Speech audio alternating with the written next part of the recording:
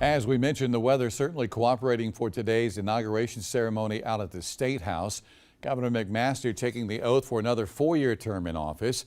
During his inaugural address, he touted the state's economic growth, and he pledged to work on education and environmental conservation.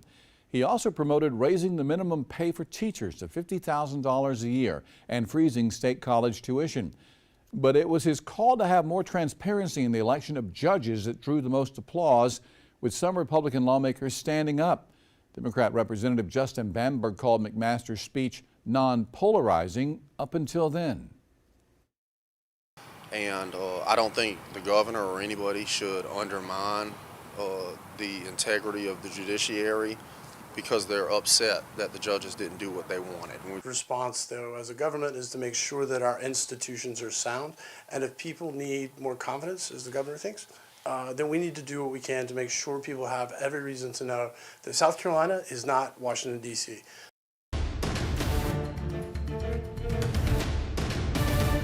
The governor's remarks today come after the South Carolina Supreme Court struck down the state's fetal heartbeat law last week.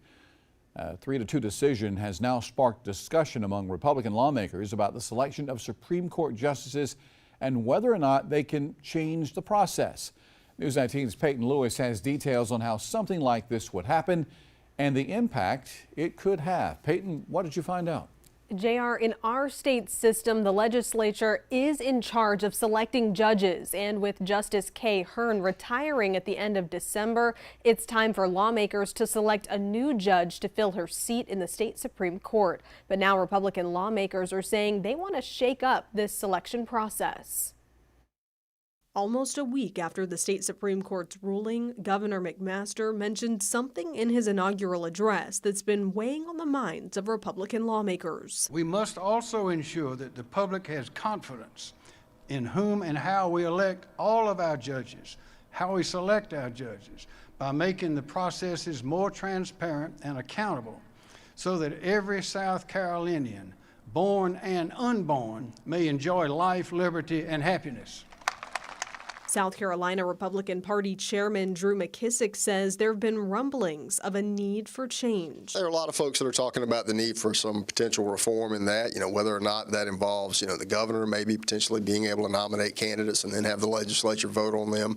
A lot of different things that could be done, but, I think just a beginning to see a consensus that something needs to be changed. But that change won't come without a lot of work. I sat down with legal expert Christopher Kinney to talk about what power state lawmakers might have to change the appointment process. If they wanted to change the process by which a justice is selected, how would they go about doing that? And can they even do that? The legislature can do that. And let me say, I think more transparency and better public understanding in how judges are elected would be wonderful.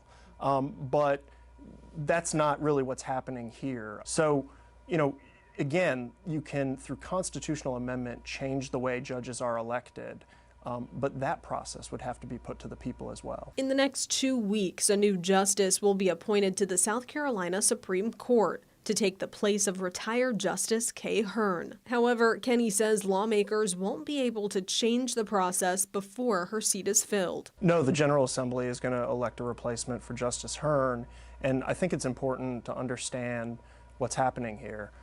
You cannot be for the rule of law if you decide you want to change the rules when you get an outcome in a case that you don't like.